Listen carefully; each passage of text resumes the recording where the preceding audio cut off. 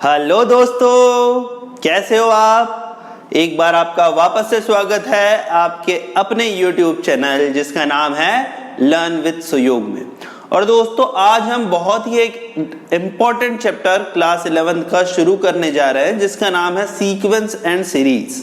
Sequence and series सबसे आसान chapter मैं कहूंगा, पर इंपॉर्टेंट है। इसमें अगर मैं जेई की बात करूं तो एक क्वेश्चन दो क्वेश्चन पक्के से आता ही है, ठीक है। और इसका एक हिस्सा जो है आपने क्लास 10th में पढ़ रखा है अरिथमेटिक प्रोग्रेशन के नाम से। हम यहाँ पे दूसरी चीजें भी देखेंगे। हम पहले बेसिक सीक्वेंस देखेंगे, फिर arithmetic progression, geometric progression, harmonic progression. ये तीन अलग अलग प्रोग्रेशन है, इन्हें एक एक करके देखेंगे। उसके बाद फिर हम देखेंगे special series.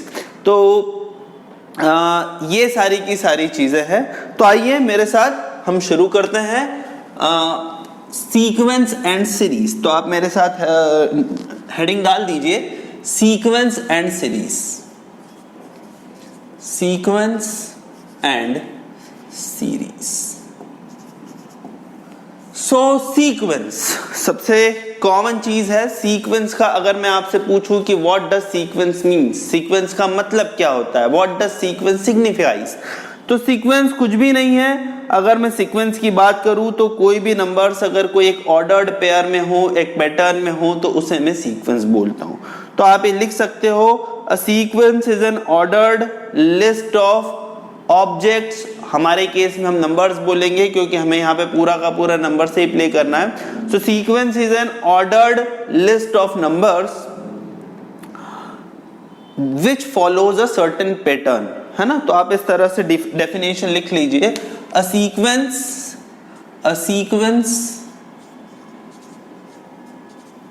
is an ordered list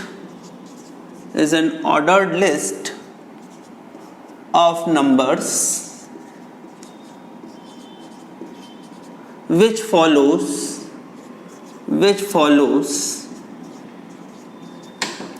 a certain pattern,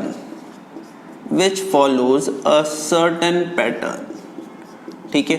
sequence एक ऑर्डर्ड लिस्ट होती है नंबर की जो के कुछ एक पैटर्न फॉलो करे। अब इस सीक्वेंस को भी मैं क्या कर सकता हूं कि दो हिस्सों में डिवाइड कर सकता हूं। दो हिस्से क्या बोलेंगे भाई, हम एक फाइनाइट सीक्वेंस बोल देते हैं और एक इनफाइनाइट सीक्वेंस बोल देते हैं। फाइनाइट सीक्वेंस में क्या होगा, it has a finite number of terms. Infinite sequence में इनफाइनाइट नंबर ऑफ टर्म्स। तो आप इसकी भी डेफिनेशन लिख दीजिए, दो फाइनाइट सीक्वेंस की भाई फाइनाइट नंबर ऑफ टर्म्स होंगे। सो फाइनाइट सीक्वेंस की अगर मैं बात करूं तो फाइनाइट सीक्वेंस में क्या होगा, it has the finite number of terms.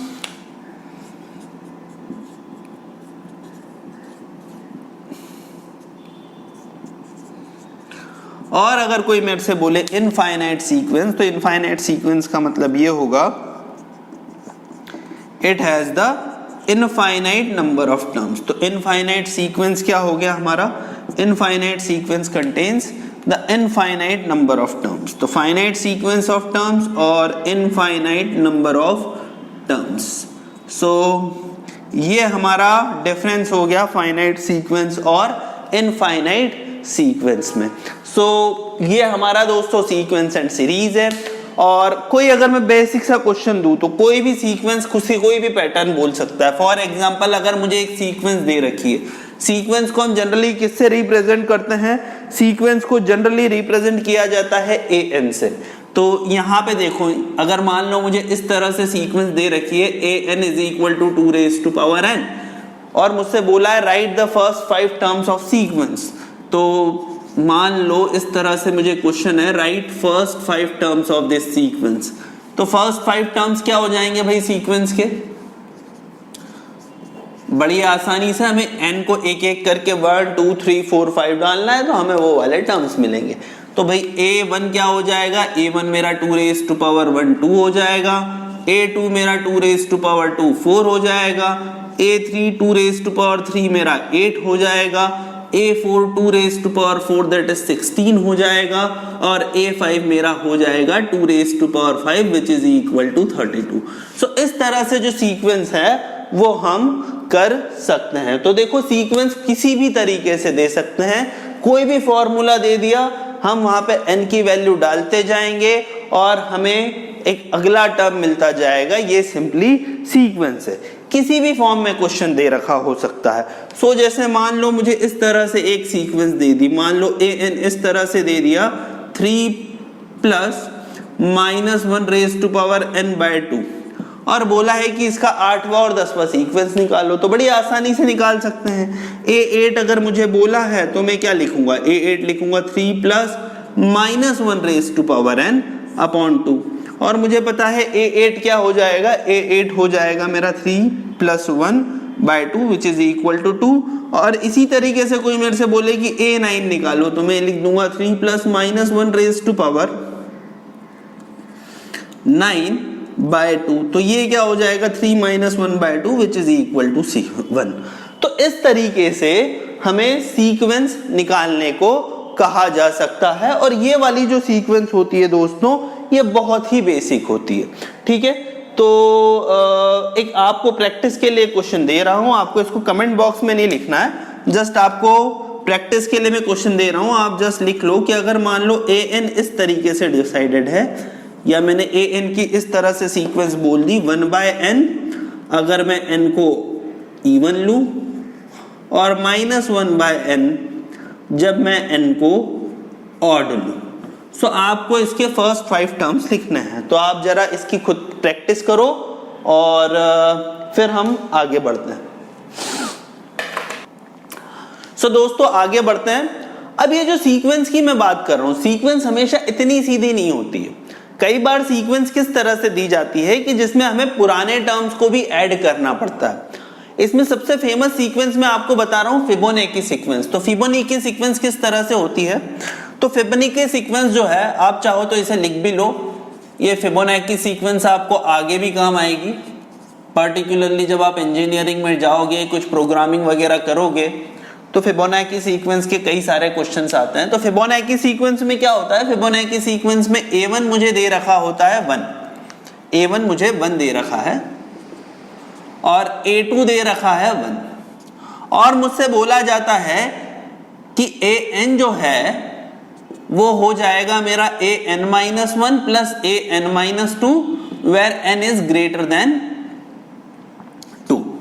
और अब मुझसे बोला है कि आपको 7th टर्म निकालनी है। अब यहां पे मैं 7th टर्म नहीं निकाल सकता।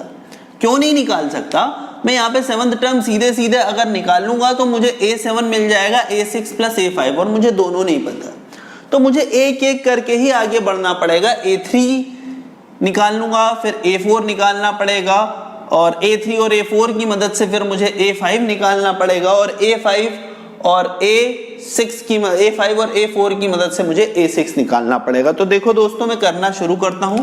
तो a1 a2 मुझे दे रखा है, कोई मुझसे पूछे a3 कितना होगा, तो a3 is equal to a1 plus a2 which is equal to 2, a4 is equal to a3 plus a2 तो that is equal to 2 plus 1 which is equal to 3, a5 is equal to 3 plus 2 which is equal to 5, a6 is equal to 8 और a7 अगर मुझे निकालना है तो a7 मेरा हो जाएगा क्या, a6 plus a5 which is equal to 8 plus 5 is equal to 13।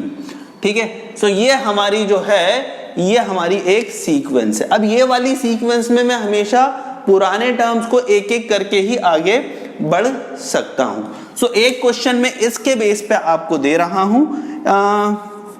Question कुछ इस तरीके से है कि क्वेश्चन मान लो मुझे अगर दे दिया गया फॉर एग्जांपल a1 मुझे दे दिया 2, a2 दे दिया 3 और an मुझे डिफाइन है 3a1 plus 2a3 where n is greater than 2।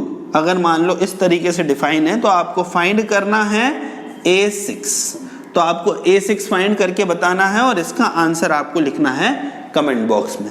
अब इस पे कोई सी भी सीक्वेंस हो सकती है, जरूरी नहीं है कि सीक्वेंस में हमेशा एक ही टर्म हो। सीक्वेंस में कई सारे क्वेश्चंस हो सकते हैं, कई सारे टर्म्स हो सकते हैं। जैसे कि मैं आपको एक सीक्वेंस बता रहा हूं, एक सीक्वेंस मुझे इस तरह से दे रखी है, an दे रखा है an square plus bn plus c। ठीक है, और इसमें मेरे से बोल रखा है कि जो a1 है जो कि मेरा फर्स्ट टर्म है it is equal to 1, A2 जो है, जो कि मेरा सेकेंड टर्म है, इट इज इक्वल टू 5, और A3 जो है, जो कि मेरा थर्ड टर्म है, इट इज इक्वल टू 11। तो A1, A2, A3 मुझे दे रखा है, आपको फाइंड करना है दोस्तों ABC। तो देखो बड़ी आसानी से हम कर सकते हैं। A1 मेरा किसके बराबर हो जाएगा, A इंटू 1 का square that is A plus B into 1 that is B plus C। A2 मेरा किसके बराबर हो जाएगा, it is equal to 4A plus 2B plus C। A3 मेरा किसके बराबर हो जाएगा, which is equal to 9A plus 3B plus C। अगर मैं A2 माइनस A1 करूं तो A2 माइनस A1 मेरा किसके बराबर हो गया, it is equal to 3A plus B। और A3 माइनस A2 करूं तो A3 माइनस A2 मेरा किसके बराबर हो गया, अच्छा 3A प्लस B ये किसके बराबर है, ये 1, ये 5 और ये 11। तो A2 माइनस A1 जो है 3A प्लस B, और 3A प्लस B मेरा हो गया 4 के बराबर, और A3 माइनस A2 जो है it is equal to 5A plus B, जो कि मेरा किसके बराबर हो जाएगा 6। इन दोनों को भी हम माइनस करेंगे दोस्तों तो 2A की वैल्यू आ जाएगी विच इज इक्वल टू 2। तो यहां से मेरा A आ जाएगा 1 के बराबर। अब A की वैल्यू मैंने 1 डाली तो B की वैल्यू भी मुझे मिल जाएगी 1, और C की वैल्यू मुझे मिल जाएगी -1। तो मेरा एक an की बात करूं तो an किसके बराबर है, n square plus n minus 1। सो इस तरीके से हम इस कैसी भी सीक्वेंस है उसे हम सॉल्व कर सकते हैं। तो दोस्तों आप इसको नोट करो, फिर हम थोड़ा सा सीरीज के बारे में समझेंगे और जो स्पेशल सीक्वेंस है उसे देखेंगे। सो बच्चों अपन आगे बढ़ते हैं और अब हम शुरुआत करते हैं जो स्पेशल सीक्वेंस है उसे देखने की। हमें बेसिकली 3 तरह की सीक्वेंस पढ़नी है, arithmetic progression, geometric progression, harmonic progression, और इसके साथ हमें कुछ स्पेशल सीरीज भी पढ़नी है। तो मैं बिल्कुल उसी पहले टॉपिक से शुरुआत कर रहा हूं, अरिथमेटिक प्रोग्रेशन। आपने ये पूरा का पूरा जो है अरिथमेटिक प्रोग्रेशन क्लास 10th में पढ़ रखा है, हम थोड़ा सा उसको एडवांस लेवल पे देखेंगे। तो आपको ये पहले से आता है, पर फिर भी मैं बेसिक जो चीजें हैं वो बता दे रहा हूं। तो सबसे पहले आप हेडिंग डाल दीजिए अरिथमेटिक प्रोग्रेशन। सो अरिथमेटिक प्रोग्रेशन क्या होता है, अरिथमेटिक प्रोग्रेशन भी एक सीक्वेंस होती है, पर इस सीक्वेंस में क्या होता है कि एक स्पेशल चीज फॉलो होती है। और स्पेशलिटी क्या रहती है इसमें कि दो कॉन्जिक्यूटिव टर्म्स के बीच में डिफरेंस जो रहता है वो कांस्टेंट रहता है। तो डेफिनेशन भी लिख लो, AP is a special sequence. AP arithmetic progression को हम एपी बोलते हैं और आगे से मैं एपी ही यूज करूंगा अरिथमेटिक प्रोग्रेशन के लिए। तो AP is a special sequence. AP is a special sequence in which the difference, AP is a special sequence in which the difference between two consecutive terms is constant। ठीक है, AP एक special sequence रहती है जिसमें जो difference रहता है दो कॉन्जिक्यूटिव टर्म्स के बीच में वो रहता है कांस्टेंट। ठीक है, अगर मान लो कोई भी सीक्वेंस दे रखी है A1, A2, A3 ऐसे AN तक, तो AP में क्या खासियत रहेगी कि A2 माइनस A1 का जो डिफरेंस रहेगा वही A3 माइनस A2 का रहेगा, वही A4 माइनस A3 का रहेगा, AN माइनस AN माइनस 1 का भी वैसे रहेगा। ठीक है, तो ये हमारी जो सीक्वेंस रहती है इसको हम बोलते हैं अरिथमेटिक प्रोग्रेशन। और इस डिफरेंस को मैं आज के बाद D से बोलूंगा। तो कॉमन डिफरेंस जो रहता है it is known as the common difference. So the common difference is को हम हमेशा रिप्रेजेंट करने वाले हैं D से, आपको पता ही है।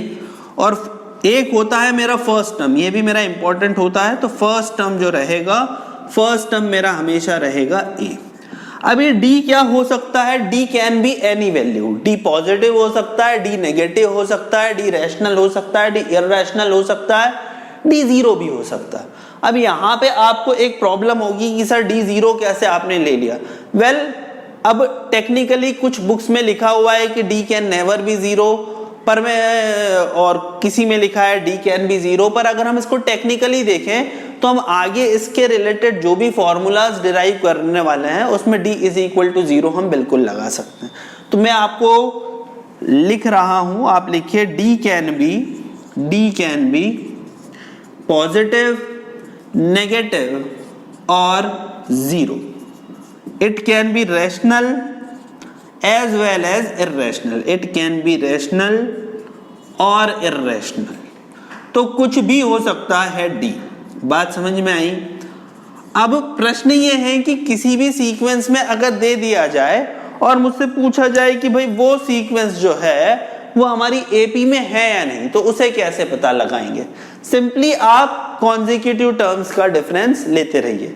अब 10-12 सीक्वेंस टर्म्स दे रखे हैं तो हर में तो नहीं ले सकते, पर शुरू के 3-4 आप लेके देखिए। जैसे मान लो मुझे कुछ इस तरह की सीक्वेंस दे रखी है 1 1 2 3, जो कि अभी हाल हमने देखी थी फिबोनाची सीक्वेंस 5 8 13 21। सो ये जो सीक्वेंस है, अगर कोई मुझसे पूछे कि क्या ये फिबोनाची सीक्वेंस जो है ये एक अरिथमेटिक प्रोग्रेशन है, वेल मैं सारे के सारे टर्म्स का डिफरेंस ले लेता हूं। तो a2 माइनस a1 किसके बराबर हो गया? 0 के बराबर। और a3 माइनस a2 किसके बराबर हो गया? 2 माइनस 1 दैट इज 1 के बराबर। तो यहां पे हमने देखा कि कॉमन डिफरेंस सेम नहीं है, और अगर कॉमन डिफरेंस सेम नहीं है तो हम क्या बोलेंगे बच्चों? हम ये बोलेंगे अगर इसमें कॉमन डिफरेंस सेम नहीं है तो ये अरिथमेटिक प्रोग्रेशन नहीं है। बात समझ में आई? आप लोगों ने इसे पढ़ रखा है तो आप इसको नोट करते जाओ, क्योंकि हम जब क्लास करेंगे तो क्लास में मैं सीधे सीधे क्वेश्चंस ही बॉम्बार्ड करने वाला हूं। अब मैं आगे बढ़ता हूं, that is the nth term of AP, nth term of AP. तो nth टर्म ऑफ एपी का हमें फॉर्मूला भी पता होना चाहिए। तो nth टर्म ऑफ एपी क्या होता है? तो जैसे कि मैंने आपको बताया कि हम हमेशा फर्स्ट टर्म को a से लेंगे और nth टर्म को जो लेंगे वो फर्स्ट और कॉमन डिफरेंस को d से लेंगे। तो अगर मैं मान लेता हूं कि कोई भी AP है जिसका फर्स्ट टर्म मेरा से a है, तो इसके बाद का जो टर्म होगा which is equal to a plus D, तो मैं जैसे जैसे इस कॉमन डिफरेंस को ऐड करता जाऊंगा मुझे नेक्स्ट टर्म मिलेगा। a3 जो मेरा होगा वो क्या होगा?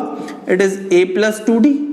और इसी तरीके से अगर हम सॉल्व करते जाएंगे तो an मेरा क्या आ जाएगा? an मेरा आ जाएगा a plus n minus 1 into d. ठीक है, आपने फॉर्मूला पढ़ रखा है AP में, सो ठीक है, इसे नोट कर लो। This is what our formula is, formula for a plus n minus 1 d, formula for nth term of AP। ठीक है, यहाँ पे d इज इक्वल टू 0 है, उसके बाद भी अगर आप इसमें अप्लाई करोगे तो परफेक्टली अप्लाई होगा, कोई परेशानी नहीं। तो आप इसे नोट करो दोस्तों, उसके बाद हम आगे बढ़ेंगे। तो बच्चों में एक और चीज आपके लगे हाथ डिराइव करवा रहा हूं, that is sum of nth term of AP, sum of n terms of AP. इसका भी फॉर्मूला आपने लास्ट क्लास में पढ़ रखा है, तो मैं सीधे सीधे आपको बस डिराइव करवा देता हूं। तो सम ऑफ n टर्म्स, आप सीधे सीधे हेडिंग डालिए सम ऑफ n टर्म्स। और अगर हमें सम ऑफ n टर्म्स देखना है तो पहले तो मैं सम देख लेता हूं। तो nth टर्म्स का मेरे को पूरा का पूरा सम चाहिए, तो सारे के सारे टर्म्स लिख देते हैं भाई। अगर हम सारे टर्म्स लिखे तो फर्स्ट टर्म क्या हो जाएगा? a, उसके बाद का टर्म हो जाएगा a प्लस डी। ऐसे करते हुए हमारा nth टर्म हो जाएगा a plus n minus 1 into d.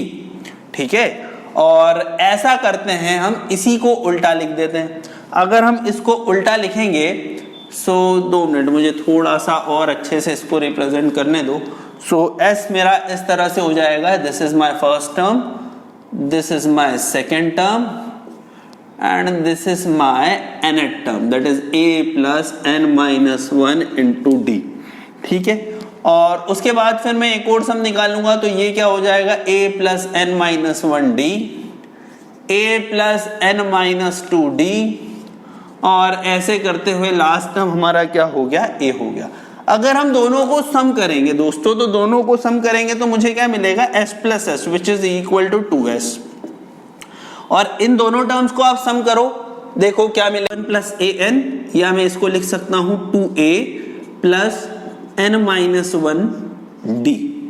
ठीक है, इसी तरीके से मैं यहां पे ऐड करूंगा तो भी ये मेरा मिल जाएगा 2a plus n minus 1 d, और ये मेरा मिल जाएगा 2a plus n minus 1 d।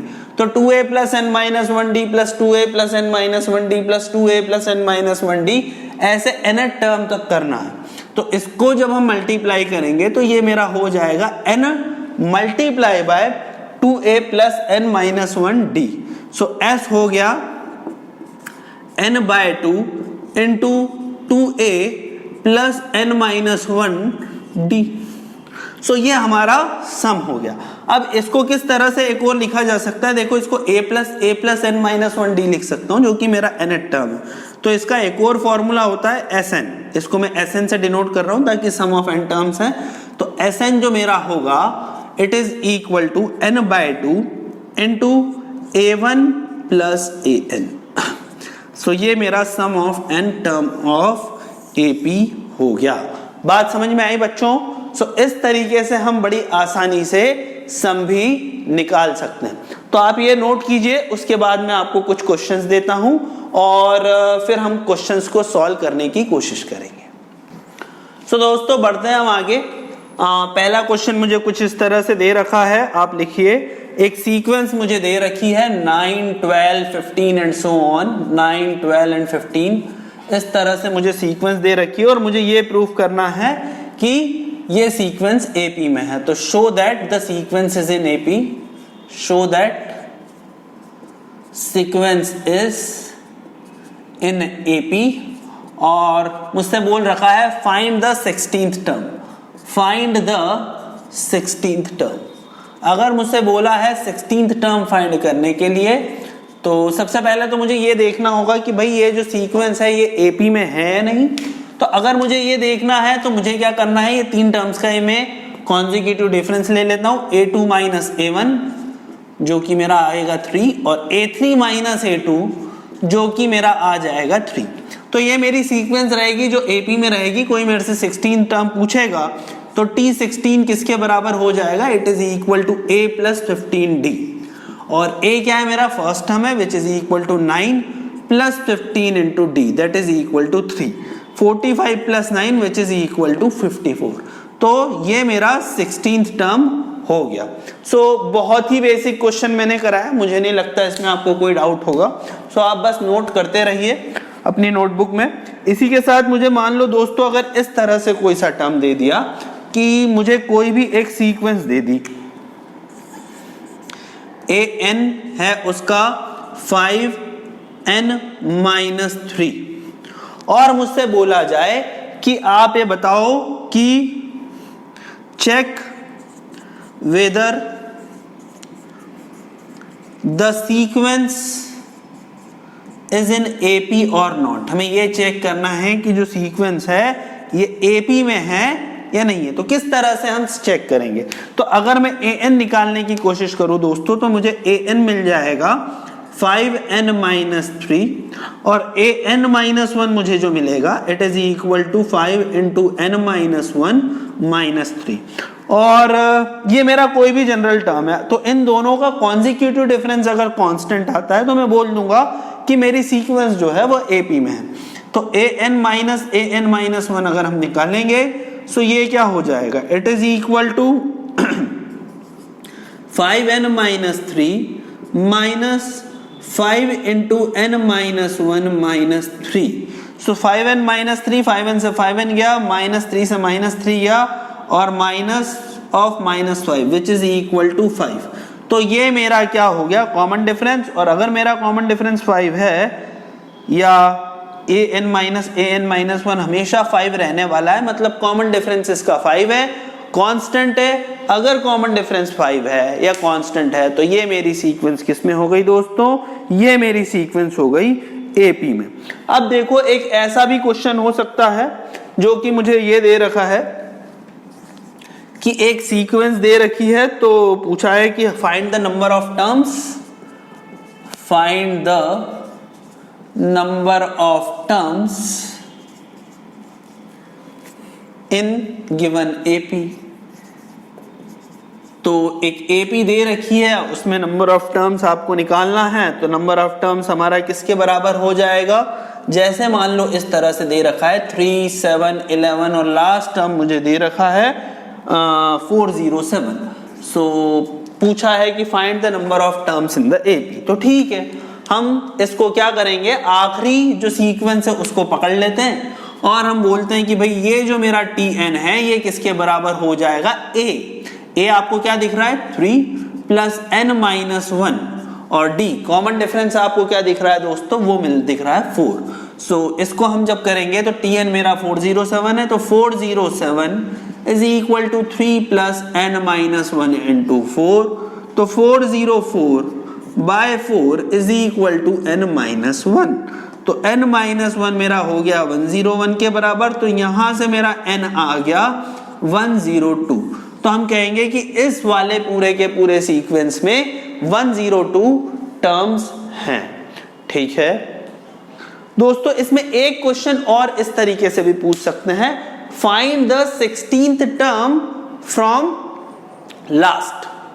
अगर मान लो इसमें बोल दिया जाए कि 16th टर्म आपको लास्ट निकालनी है, तो आप किस तरह से करेंगे, या आपको इस तरह से बोल दिया जाए कि 50th टर्म आपको लास्ट में निकालनी है, तो आप किस तरीके से करोगे। तो देखो एक छोटा सा मैं कंसेप्ट बताता हूं। हमेशा जब भी मुझे लास्ट से बोला जाए, तो लास्ट से अगर मुझे बोला जाए तो मुझे किस तरह से सोचना है, आप देखो। जैसे आप मान लो कि क्लास में 40 स्टूडेंट्स हैं, ठीक है, तो क्लास में 40 स्टूडेंट्स हैं, अगर कोई स्टूडेंट की रैंक पीछे से फर्स्ट आई तो आगे से कौन सी आई, आगे से 40th रैंक आई, वो लास्ट रैंक पे रहा। अगर किसी स्टूडेंट की रैंक 39th आई तो पीछे से कौन सी रैंक आई, आगे से अगर 39th आई तो 39, तो पीछे से सेकंड आई। अगर किसी स्टूडेंट की रैंक आगे से 38th आई तो पीछे से कौन सी रैंक आई, थर्ड रैंक आई। और अगर आप आगे और पीछे वाले का सम करो तो ये हमेशा किसके बराबर होगा, ये हमेशा +1 के बराबर होगा। मतलब अगर 40 टर्म्स है तो 40 + 1 के बराबर होगा। बात समझ में आई। तो जनरली ये एक दिक्कत होती है हमें कैलकुलेट करने में। आपने बचपन में एक चीज और की होगी कि 11 उंगली गिन के बताई होगी कि भाई ये कितनी उंगलियां है, तो कोई कहता था कि नहीं ये तो 10 उंगलियां है, तो आप ऐसे 11 गिनते थे, 10, 9, 8, 7, 6 और 6 और 5 11। अब यहाँ पे गलती क्या हो रही है, हम किसी भी एक चीज को 2 बार गिन दे रहे है ना। सो अब हमें यहाँ पे अगर कोई बोले कि 16th टर्म आपको पीछे से निकालनी है, तो कई बार गलती क्या होती है कि स्टूडेंट सीधे सीधे 102 - 16 कर देते हैं, 102 - 16 कर देते हैं और आंसर इसका जो रहेगा 86, वो गलत टर्म निकाल लेते हैं। तो मैं आपको इसमें 2 स्ट्रेटेजी बता रहा हूं, या तो आप एपी को ही उल्टा कर दो, 407 फिर 403 फिर 4399, इस तरीके से आप एपी लिख दो और सीधे सीधे आगे से 16th टर्म निकाल दो। और अगर कोई मेरे से पूछे कि 16th टर्म फ्रॉम लास्ट निकालना है, तो 16th टर्म फ्रॉम लास्ट को आप इस तरह से कर सकते हो, 16th टर्म ऑफ लास्ट को आप लिख सकते हो, आगे से कौन सी टर्म हो जाएगी, n इज इक्वल टू 102 - 16 + 1। तो 102 - 16 हमारा हो गया 86 + 1 दैट इज 87। तो आगे से मेरी 87th टर्म हो जाएगी, और आगे से 87 टर्म तो मैं बड़ी आसानी से निकाल लेता हूं। मेरे पास फॉर्मूला है T87 इज इक्वल टू 3 + 86 × 4, और 86 × 4 मेरा किसके बराबर हो जाएगा, 320 + 24 that is 344 + 3 which is equal to 347। तो 87th टर्म जो मेरी रहेगी वो इस तरह से निकलेगी। सो होप आपको ये दोस्तों समझ में आया है। आप इसे नोट करो, फिर हम आगे और कुछ क्वेश्चंस जो हैं वो करेंगे।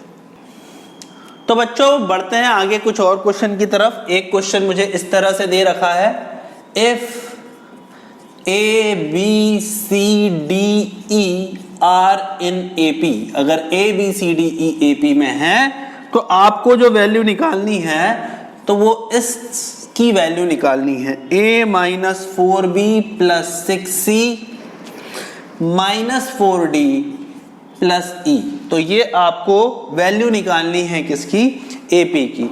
तो A, B, C, D, E अगर AP में है तो find A - 4B + 6C - 4D + ई। अब यहाँ पे ये वाले डी को आप ध्यान रखना, मैं फर्स्ट टर्म हमेशा इसमें ले लेता हूँ, लेट a1 जो है हमारा वो a है और बाकी के जो an होंगे वो a plus n minus 1d होंगे।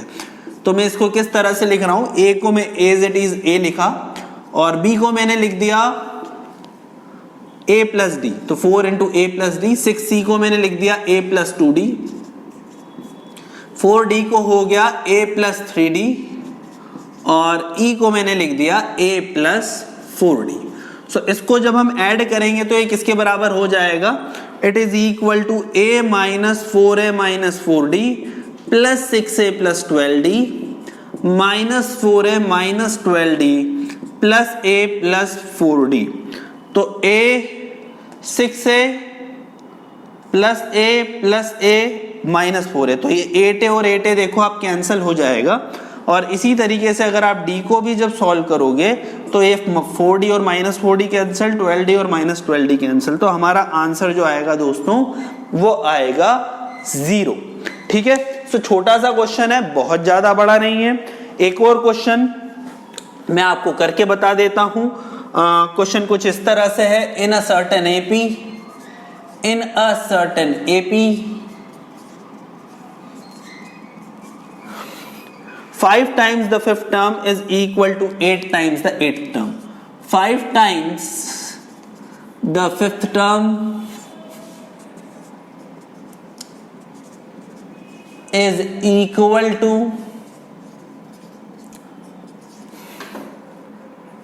8 times the eighth term.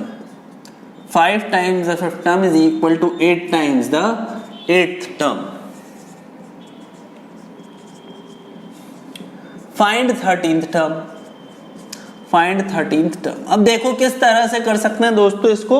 एक AP में 5 टाइम्स जो है फिफ्थ टर्म का, it is equal to 8 times the eighth term. तो हम इसको किस तरह से कर सकते हैं, जो मुझे दे रखा है 5 into T5 should be equal to 8 into T8। तो 5 into T5 is equal to 8 into T8, ये मुझे दे रखा है। 13 टर्म पूछी है तो फिफ्थ टर्म को हम किस तरह से लिख सकते हैं, 5 इंटू T5। T5 मेरा किसके बराबर हो जाएगा, a प्लस 4d और 8 times the eight term it is equal to a plus 7d। तो हम अगर इसे सॉल्व करें दोस्तों, देखो मुझे क्या मिलेगा, मुझे मिलेगा 5a plus 20d is equal to 8a plus 56d। ठीक है, तो 8a minus 5a it is equal to 3a is equal to minus 36d। तो a मेरा हो जाएगा माइनस 12d के बराबर, और a अगर मेरा माइनस 12d के बराबर हो गया तो 13 टर्म हमें निकालनी है। सो T13 मेरा किसके बराबर हो जाएगा, it is equal to a plus 12d, और a की जगह अगर मैं माइनस 12d रख दूं सो ये हो गया मेरा 0। ठीक है, सो किसी भी तरीके से इक्वेशन बना के पूछ सकते हैं, कुछ भी दे सकते हैं और आप आसानी से कर लोगे। बहुत ज्यादा टफ अभी तक नहीं लग रहा होगा होपफुली, तो आप इसे नोट करो दोस्तों। अब दोस्तों एक और है, अभी तक हमने जितने भी क्वेश्चंस किए उनमें सब में हमने इंक्रीजिंग एपी देखी है। मतलब हर बार जो आप देख रहे हो कॉमन डिफरेंस जो है पॉजिटिव ही है, और कैलकुलेशन आसान बनाने के लिए मैंने हमेशा इंटीजर ही रखा है ताकि हम आसानी से कैलकुलेट कर सके। पर कुछ एक एपीज ऐसी भी रहती है जो डिक्रीजिंग होती है और उसके कॉमन डिफरेंस भी कुछ भी हो सकते हैं। तो एक क्वेश्चन इस तरीके से भी आता है, न्यूमेरिकली ग्रेटेस्ट टर्म या न्यूमेरिकली स्मॉलेस्ट टर्म। ठीक है, सो जैसे ये वाला एक क्वेश्चन है। ठीक है, ये क्वेश्चन मान लो कि ये एक इनफाइनाइट एपी है जिसका फर्स्ट टर्म है 25, नेक्स्ट टर्म है 22/3/4, फिर है 20/1/2 एंड सो ऑन। और मुझसे बोला है find the numerically smallest term, find the numerically smallest term. अब न्यूमेरिकली स्मॉलेस्ट का मतलब क्या होगा, न्यूमेरिकली स्मॉलेस्ट मतलब अगर कोई मेरे से पूछे कि 1 और -2, ठीक है, इसमें न्यूमेरिकली स्मॉलेस्ट कौन सा है, तो न्यूमेरिकली स्मॉलेस्ट 1 है। मतलब जो नेगेटिव चीज है उसकी मुझे एब्सोल्यूट वैल्यू लेनी है।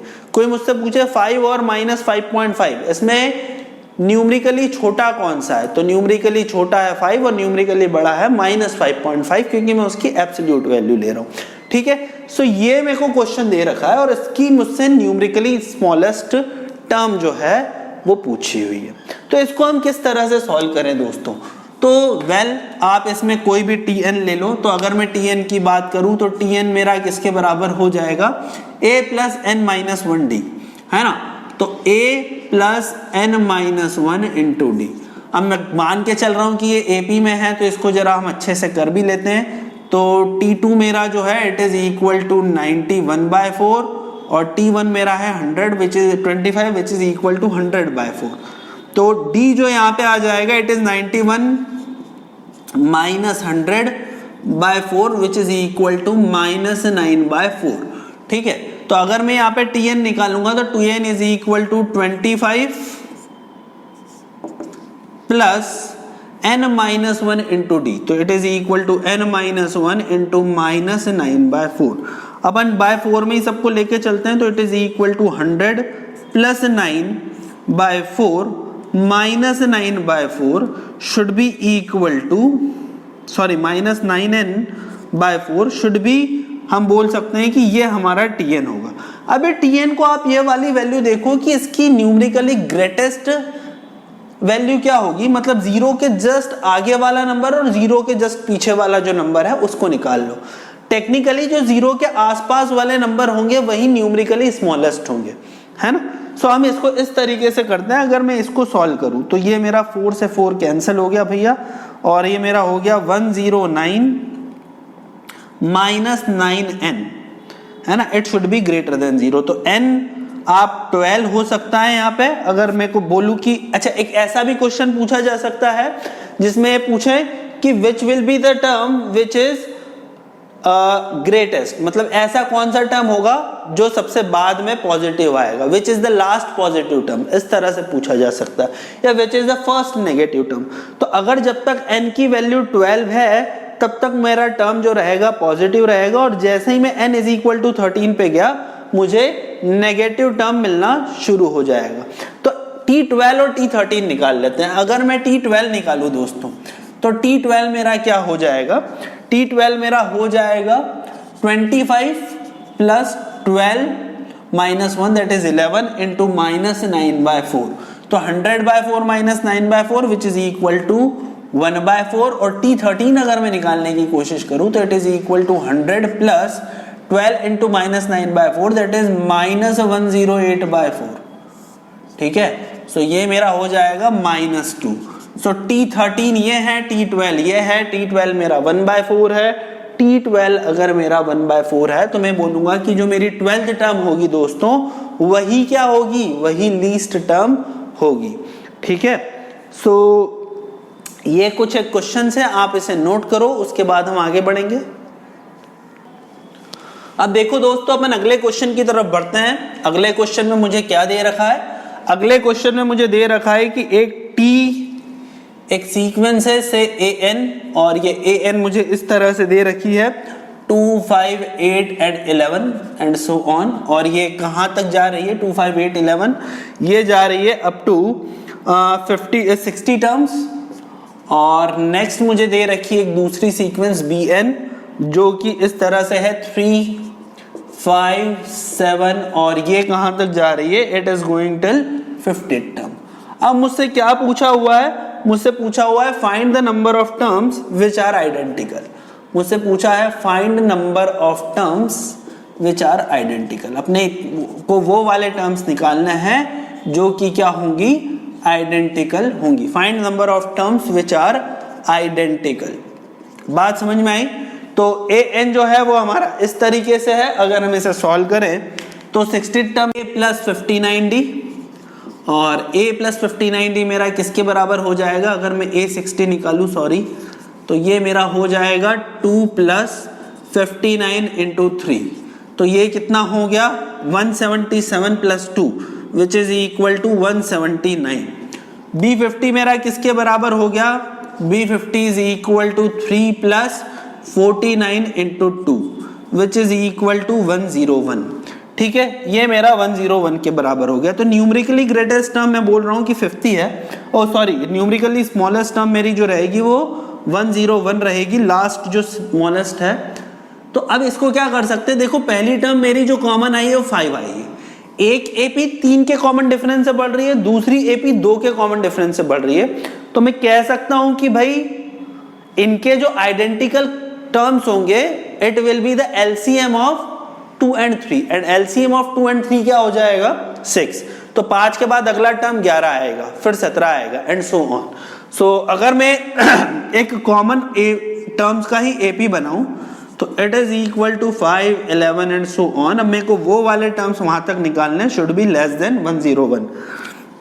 सो अगर मैं बोलूं तो tn मेरा हो गया it is equal to 5 plus n-1 into 6, और ये वाली जो वैल्यू है ये मेरे को 101 से 101 से छोटी चाहिए। तो इसको हम सॉल्व कर लेते हैं दोस्तों। अगर हम इसे सॉल्व करेंगे तो देखो ये क्या आएगा, तो ये आ जाएगा मेरा 5, तो 6n-1 should be less than 101, so 6n should be less then 102, मतलब n should be less then 17, और n 17 से कम है तो इसका मतलब क्या हुआ कि 16 टर्म्स जो रहेंगे आइडेंटिकल रहेंगे। This means 16 terms are identical. तो 16 टर्म्स जो रहेंगे वो हमें आइडेंटिकल मिलेंगे। बात समझ में आई दोस्तों? सो ये हमारा एपी है, ये हमारा अरिथमेटिक प्रोग्रेशन है, इसमें हमने इस तरह के भी क्वेश्चंस देखे। ठीक है, अब कई बार क्या होता है दोस्तों, क्वेश्चंस इस तरह से दे दिए जाते हैं जिसमें कुछ भी ऐसा नहीं दे रखा होता है नंबर जैसा, सिर्फ वेरिएबल में ही खेल रहे होते हैं, तो भी आप डरो मत। आपको 10 भी वेरिएबल दे रखे हैं अरिथमेटिक प्रोग्रेशन में, तो भी आप उसको तोड़ के सिर्फ 2 वेरिएबल में चेंज कर सकते हो, ए और डी में। आपको पता है कि फर्स्ट टर्म हमारा ए है, कॉमन डिफरेंस डी है। जैसे कि ये वाला क्वेश्चन मैं आपको बता रहा हूं, क्वेश्चन कुछ इस तरह से है, प्योरली थ्योरेटिकल है, ऑब्वियस सी बात है, ये हमारे कोई ऑब्जेक्टिव पेपर्स में नहीं आ सकता। तो ये मुझे इस तरह से दे रखा है, if pth, qth and rth term, if pth, qth and rth term of AP is ABC respectively, तो आपको प्रूफ करना है क्या? आपको प्रूफ कुछ इस तरह से करना है, A multiply by Q minus R plus B multiply by R minus P plus C multiply by P minus Q। It should be equal to what? It is equal to 0। ठीक है, तो A into Q minus R plus B into R minus P plus C into P minus Q, it is equal to 0। तो pith term जो है TP मेरा किसके बराबर है? टीपी अगर कोई मेरे से पूछे तो पीथ टर्म मेरा किसके बराबर हो जाएगा? अगर मैं फर्स्ट टर्म को ए और कॉमन डिफरेंस को डी अज्यूम कर लूं तो टीपी मेरा हो जाएगा a plus p minus 1 into d. ठीक है, इसी तरीके से, और and it is equal to what? It is, अच्छा ये ए बी सी है, इसको कैपिटल ए बी सी लिख लो दोस्तों, क्योंकि होगा ये कि दिक्कत हो जाएगी अगर हम फर्स्ट टर्म ले रहे हैं तो it is equal to capital A. T Q मेरा किसके बराबर हो जाएगा? It is equal to A plus Q minus 1 D, it is equal to capital B. और टी आर मेरा किसके बराबर हो जाएगा? It is equal to A plus R minus 1 into D which is equal to capital C. इसको भी आप capital A B C लिख दीजिए। तो this is what my capital A, this is what my capital B and this is what my capital C. तो अब मुझे ये प्रूफ करना है। तो अब देखो दो चीज है, अगर आप Q माइनस आर निकालना चाह रहे हो तो आप ऐसा करो कि सेकेंड इक्वेशन है, 3 इक्वेशन है मुझे, फर्स्ट, सेकेंड और थर्ड। अगर आप सेकेंड माइनस फर्स्ट करोगे तो सेकेंड माइनस फर्स्ट में देखो आपको क्या मिलेगा?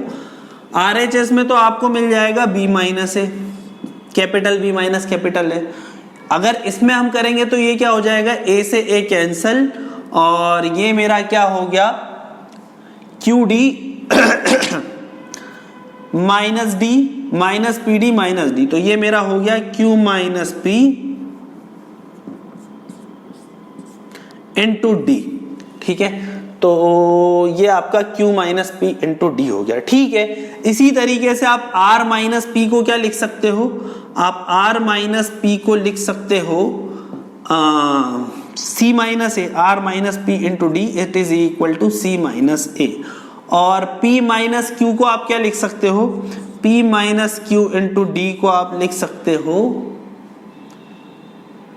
a minus B. तो ये आप इसको a माइनस बी लिख सकते हो।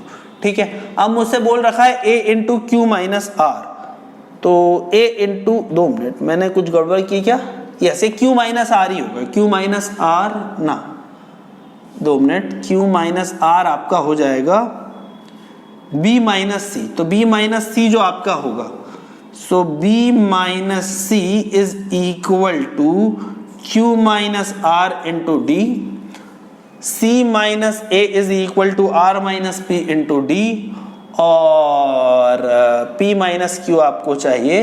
तो आप ऐसा करिए, a माइनस बी जो आपका होगा, capital A minus capital B, it is equal to p minus Q into D. तो ये दो सेकेंड माइनस फर्स्ट आपने कर दिया और ये आपको क्वेश्चन मिल गया, सॉरी ये आपको चीज मिल गई। So a into Q minus R plus b into R minus P plus c into P minus Q, ये हमारा किसके बराबर है, 0 के बराबर है। अब आप इसमें वैल्यूज पुट कर दीजिए दोस्तों, जैसे q माइनस आर है, इसको b माइनस सी बाय डी लिखा जा सकता है। तो मैं आपको फाइनली वैल्यू ही डाल के दे रहा हूं, तो ये हो जाएगा a multiply by b capital B minus capital C upon d plus b multiply by r minus p into c. तो r माइनस p क्या हो जाएगा, it is equal to c minus a by capital d, और c multiply by q minus r into D. तो c multiply by क्या हो जाएगा, b minus c into Q minus r, b minus c upon d. ठीक है, sorry b minus a upon D. तो दोस्तों 1 bye D common ले लोगे और सबको आप मल्टीप्लाई करोगे तो आपको मिल जाएगा 0, और इस तरह से आपका आंसर आ जाएगा 0। तो हमें एक चीज ध्यान रखनी दोस्तों, जब भी इस तरह के क्वेश्चंस दे दिए जाए जिसमें बहुत सारे टर्म इन्वॉल्व है, बहुत सारे वेरिएबल इन्वॉल्व है, तो सीक्वेंस एंड सीरीज में तो हमें बिल्कुल भी नहीं डरना है। जितने भी चीजें दे रखी है हम आराम से इसको 2 वेरिएबल में चेंज कर सकते हैं, that is a which is the first term and d which is the common difference, है ना। ये इस टाइप के क्वेश्चन है कि आप बस पेन उठा के करना शुरू कर दोगे तो हो जाएगा, इसमें सोचना नहीं है हमें। और एपी के 99% क्वेश्चंस बहुत इजी होते हैं, क्योंकि हमें पता है यार 2 चीजें हैं इसमें, एक a जो कि मेरा फर्स्ट टर्म है और d जो कि मेरा कॉमन डिफरेंस है। ठीक है, सो दोस्तों आप इसे नोट कीजिए। अब दोस्तों जाते जाते मैं कुछ एक इंपॉर्टेंट प्रॉपर्टीज जो है एपी की वो मैं बता रहा हूं। इससे रिलेटेड जो क्वेश्चंस हैं वो हम नेक्स्ट क्लास में करेंगे, और नेक्स्ट क्लास में हम थोड़ा सा सम ऑफ सीरीज या सम ऑफ एपी के जो क्वेश्चंस हैं उसे भी देखेंगे नेक्स्ट लेक्चर में। सो आप मेरे साथ हेडिंग डाल दीजिए, that is the some important facts about AP या some important properties of AP, जो भी आपको लिखना है, some important facts about AP में लिख रहा हूं। अब देखो ये किस तरह से काम आएगी। पहली चीज, अगर एपी में आप किसी भी कांस्टेंट को ऐड कर दो या सब्ट्रैक्ट कर दो तो जो रिजल्टिंग सीक्वेंस रहेगी वो भी एपी में ही रहेगी। बड़ी ऑब्वियस है, अगर a1 a2 up to an अगर मान लेते हैं कि वो एपी में है और दोनों में मैं प्लस के करूं या माइनस के करूं तो उसके कॉमन डिफरेंस पे कोई भी फर्क नहीं पड़ने वाला है। हाँ, सम में क्या होगा, n टाइम्स के ऐड हो जाएगा या n टाइम्स के सब्ट्रैक्ट हो जाएगा। तो आप लिखिए, if a constant k is added or subtracted, if a constant k is added or subtracted in AP, in each term of AP,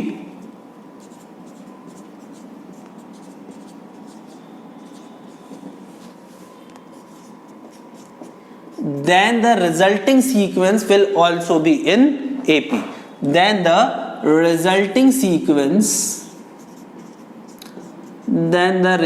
sequence will also be in AP, will also be in AP। जो resulting sequence होगी दोस्तों वो भी AP में ही होगी। और बड़ी obvious सी बात है कि अगर मान लो एक मुझे सीक्वेंस दे रखी है AN, ये मेरा किसके बराबर है A1 plus A2 up to AN के बराबर। अगर आप इसमें K और ऐड कर दोगे और नई सीक्वेंस बना लोगे से BN that is equal to A1 plus K, A2 plus K, ऐसे करते हुए AN प्लस K, और या आप तीसरी सीक्वेंस बना दोगे CN which is equal to A1 minus K, A2 minus K, ऐसे करते हुए AN माइनस K। तो ये जो सीक्वेंस रहेगी ये हमारी AP में ही रहने वाली है। ठीक है, सो बहुत ही बेसिक है दोस्तों। इसके बाद हम आगे बढ़ते हैं। आगे जो रहेगा if each term of AP, हाँ अगर आप AP के हर टर्म्स को मल्टीप्लाई या डिवाइड भी कर दोगे किसी कांस्टेंट से तो भी सीक्वेंस AP में ही रहेगी, तो भी सीक्वेंस में कोई फर्क नहीं पड़ेगा, बस उसका कॉमन डिफरेंस K टाइम्स हो जाएगा। यहाँ पे कॉमन डिफरेंस भी आपका कांस्टेंट है ना, तो ये वाली चीज भी मान के चलो, कॉमन डिफरेंस यहाँ पे कांस्टेंट है, सम K n टाइम्स हो जाएगा, ऐड हो जाएगा या सब्ट्रैक्ट हो जाएगा। तो नेक्स्ट आप प्रॉपर्टी लिख लीजिए, इफ अ कांस्टेंट से K is multiplied, if a constant K is multiplied in or divided in each term of AP, in each term of AP, then the resulting sequence will also be in AP, then the resulting sequence will also be in AP। जैसे कि मान लो मुझे कोई एक AN दे रखी है कुछ इस तरह से, A1 A2 up to AN, और BN में मैंने K से मल्टीप्लाई कर दिया, that is KA1 KA2 up to KAN। तो ये सीक्वेंस भी मेरी AP में ही रहेगी, बस इसमें जो कॉमन डिफरेंस होगा वो K इंटू D के बराबर हो जाने वाला है। बात समझ में आई? सो ये वाली जो सीक्वेंस रहेगी ये भी AP में ही रहने वाली है। ठीक है, तीसरी चीज ये है कि अगर दो AP है, मान लो एक AP है एक दूसरी AP है, दोनों APs के कॉन्सेक्यूटिव टर्म्स को अगर आप ऐड कर दो या सब्ट्रैक्ट कर दो तो रिजल्टिंग सीक्वेंस भी आपकी जो रहेगी वो AP में रहेगी। मतलब मैं इसको सिर्फ मैथमेटिकली लिखवा रहा हूं। मान लो एक सीक्वेंस है xn which is equal to x1 x2 up to xn, ये AP में है, और दूसरी सीक्वेंस है से yn which is equal to y1 y2 up to yn, ये भी AP में है। तो दोनों को जब मैं ऐड करूंगा तो xn प्लस माइनस yn जो रहेगा that is x1 plus minus y1 x2 plus minus y2 up to xn plus minus yn, ये भी रहेगी किसमें? AP में, R in AP। तो ये भी मेरी किसमें रहेगी? ये AP में ही रहने वाली है। ठीक है, उसके बाद एक चीज और ध्यान रखो कि अगर 3 टर्म्स है AP में या 5 टर्म्स है तो हमें जो टर्म्स लेने चाहिए वो A minus D, A plus D के जैसे लेने चाहिए। अगर 3 टर्म्स दे रखा है AP में, 5 टर्म्स है तो A minus 2D, A minus D इस तरह से लेना चाहिए। अब वो क्यों? क्योंकि आगे जो हम क्वेश्चंस करेंगे मैं उसमें बताऊंगा। तो जनरली एक टिप है, प्रॉपर्टी तो नहीं है। अगर मान लो 3 और एनी ऑड टर्म्स हैं AP में और ये सारी के सारे अननोन हैं, तो बेस्ट ये होता है कि हम इसको इस तरह से ले, A plus d, A minus D, फिर और अगर हमें लेना है तो A माइनस 2D और A प्लस 2D, फिर A प्लस 3D और A माइनस 3D। सो ये हमारा जो रहेगा ये हमारे एपी में सीक्वेंस रहेगी। फिफ्थ जो है वो क्या है, अगर 3 और कोई भी ज्यादा और कोई इवन टर्म्स हैं एपी में, तो ये जो रहेगी इवन टर्म्स में आप किस तरह से लिख सकते हो, a plus d, a minus D, इस तरह से। सो इफ 4 और एनी इवन टर्म्स अगर होगी एपी में, तो इसे किस तरह से लिखा जा सकता है, it is equal to a plus d, a plus 3d, a minus d और a माइनस 3d। तो ये वाले 4 टर्म्स अगर होंगे तो इसको हम इस तरीके से लिख सकते हैं। अब इसका जो यूज है दोस्तों वो आपको पता चलेगा नेक्स्ट लेक्चर में कि मैं ऐसा क्यों बोल रहा हूँ, ठीक है। So it is like a fact rather than what I will say,